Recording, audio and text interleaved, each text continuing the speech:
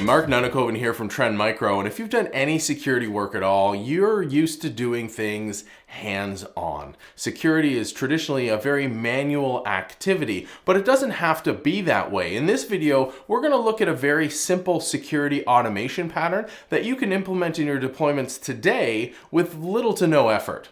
But first, let's review what our goal is when it comes to cybersecurity. I like to keep it simple. Our goal when it comes to cybersecurity is making sure that whatever you're trying to build does what you want it to, and only that. It's really that simple. So let's walk through this basic automation pattern so that we can make sure that whatever we're building is what we think it is and only that. So let's say we've got our EC2 instance, and around every EC2 instance is a security group. This security group is essentially a firewall. It controls what traffic comes in and what traffic can go out from your EC2 instance. And around that, because we've read the well-architected framework, we understand the power of the AWS Cloud when it comes to instances, we're going to wrap an auto-scaling group around our EC2 instance.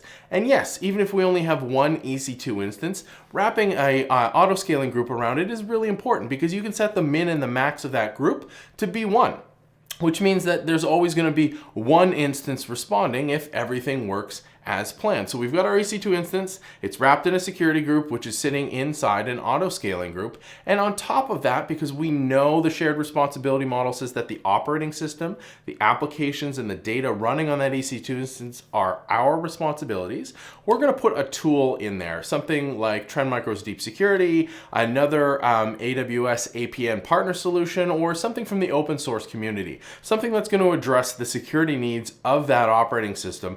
And because it's a cloud native tool, it's going to send some information out. Normally that's in the form of logs or some sort of eventing information. That's key to making this automation loop work. So we've got our EC2 instance. It's got an APN tool installed or security tool installed in that operating system. It's wrapped in a security group. It's wrapped in an auto-scaling group.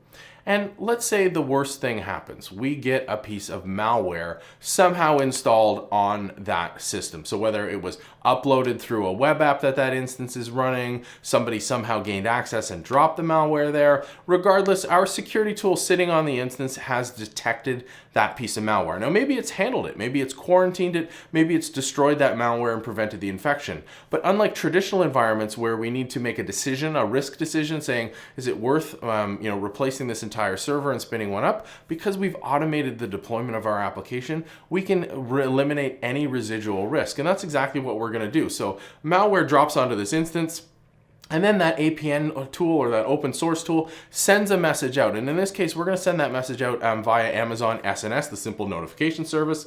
That message goes to a topic. A topic is essentially a channel for these messages. And attached to that topic, we are going to have an AWS Lambda function. Now this is our secret sauce. All of our code is going to be in here, and basically it's going to be 10 lines of whatever we prefer, whether it's Java or Python or something else that is going to react to that incoming event. So we've had our security tool say, hey, I found some malware. It sent it along through SNS, and now our code that's running in AWS Lambda is going to say, okay, because there's malware on this instance, I don't want to take any risk.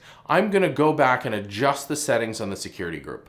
So it's making an API call to the EC2 API. It's going to adjust the security group settings so that it now fails its health check within the auto-scaling group. So it says, I'm no longer open for business. There's too high risk here. I'm going to reduce that risk by no longer accepting any user traffic. And of course, because of that, what ends up happening is auto-scaling spins up a new instance for us. And this entire loop happens within a few seconds. It's relatively quick, and this is completely hands-off. Once we set this up, it's completely hands-off. We have a new instance that's never been touched by malware that's now serving our users. And of course, depending on your application, you can set this sequence so that it auto-scales, and then you shut down the old instance if you want. It's entirely dependent on your situation in your application. However, this automation pattern is the same. And of course, once this new instance is up and running, it's going to send a message through SNS as well, which our AWS Lambda function is going to then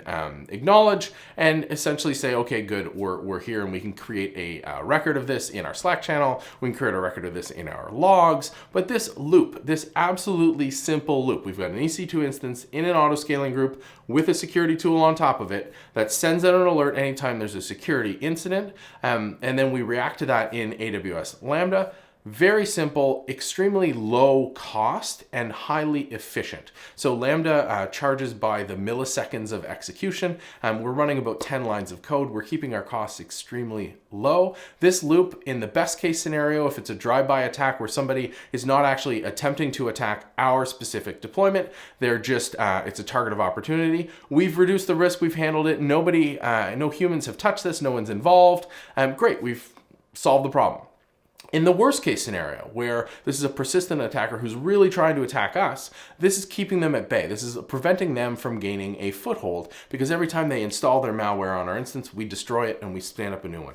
And then we just keep them there. And then by that is an automated response that allows an individual, an actual human, now to come pay attention to it because it's worth their time. This is a great way to automate your security. It's a great way to make sure that your security team and the people with the security knowledge are only being involved when it's actually worth their time. This is the tip of the iceberg when it comes to AWS security automations. It's very simple, very low risk, very easy to implement. There's no excuse not to have this running today.